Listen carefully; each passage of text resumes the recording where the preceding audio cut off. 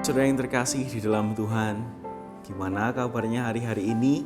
Saya yakin dan percaya apapun yang kita alami, apapun yang sedang kita lewati, Tuhan bersama dengan setiap kita. Saudara yang terkasih, saya mau tanya nih, pernah nggak saudara mengalami yang namanya jatuh cinta? Saya yakin sebagian besar saudara pernah ya.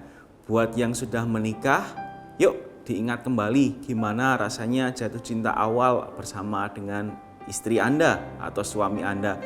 Yang masih muda, yang baru pacaran, yang sedang alami jatuh cinta, gimana rasanya? Tentu rasanya sebenarnya tidak bisa terdefinisikan ya, setiap orang beda-beda.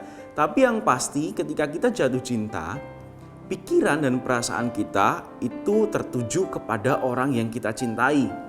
Kita setiap kali ingin ketemu dengan orang tersebut. Setiap kali di dalam kesibukan kita mengecek handphone kita, buka chat WhatsApp, apakah ada chat dari dia. Atau kita mengecek Instagramnya, Facebooknya, untuk tahu dan cari lebih banyak tentang seseorang yang kita cintai. Memang itulah jatuh cinta, Bapak Ibu, berjuta rasanya, kalau kata penyair di Indonesia ya. Tapi pernahkah Bapak Ibu mengalami yang namanya jatuh cinta kepada Tuhan? Pasti pernah dong ya. Ketika pertama kali Anda bertemu dengan Tuhan Yesus, mengenal pribadi Kristus, dijamah oleh kasih Kristus, apa rasanya? Rasanya ada sesuatu damai, ada sesuatu sukacita, ada kasih yang mengalir di dalam diri kita.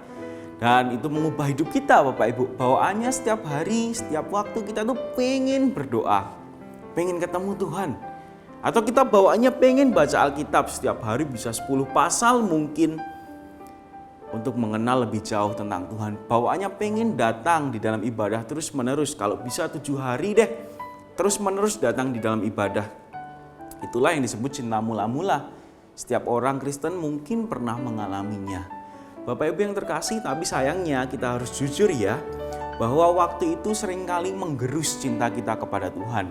Hal-hal rohani yang kita lakukan, misalnya kita berdoa, membaca Alkitab, atau ketika kita beribadah di gereja, mengikuti persekutuan, kalau itu kita lakukan secara terus-menerus, kadang-kadang kita juga bosen ya. Dan harus diakui, kadang-kadang kita lakukan dengan nggak serius seperti itu ya, karena rutinitas saja, karena kita sudah bosan. Apalagi di tengah-tengah kondisi yang susah seperti ini, seringkali kita malah justru semakin jauh kepada Tuhan. Kita seringkali udah nggak memikirkan Tuhan lagi, yang kita pikirkan bagaimana caranya aku bisa keluar dari permasalahan-permasalahan hidupku. Atau kalau kita berdoa kepada Tuhan pun, kita doanya minta dilepaskan Tuhan. Tuhan tolong saya, lepaskan saya dari masalah yang saya alami. Tolong saya ya Tuhan, karena saya mengalami begitu banyak tembok di hadapan saya. Saya harus bagaimana? Itu doa kita kepada Tuhan. Gak apa-apa sih, gak salah kita minta seperti itu. Tapi Bapak Ibu Saudara sekalian, belakangan ini saya merenungkan bahwa di dalam hidup saya, kok saya berdoanya meminta terus ya? Jarang sekali nih saya berdoa dan menantikan Tuhan berbicara kepada saya. Sampai saya bertemu dengan satu ayat firman Tuhan yang sangat bagus sekali.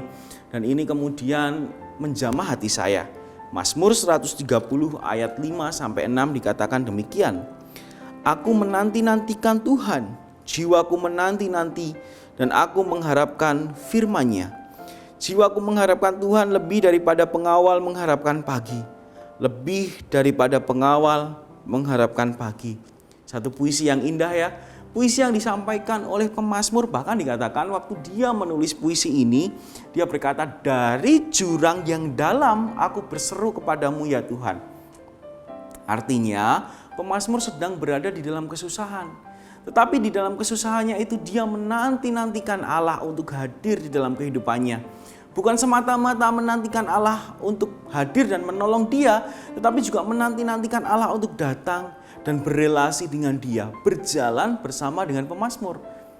Saya percaya bahwa yang terpenting bukanlah apa yang sedang kita alami, tetapi dengan siapa kita berjalan.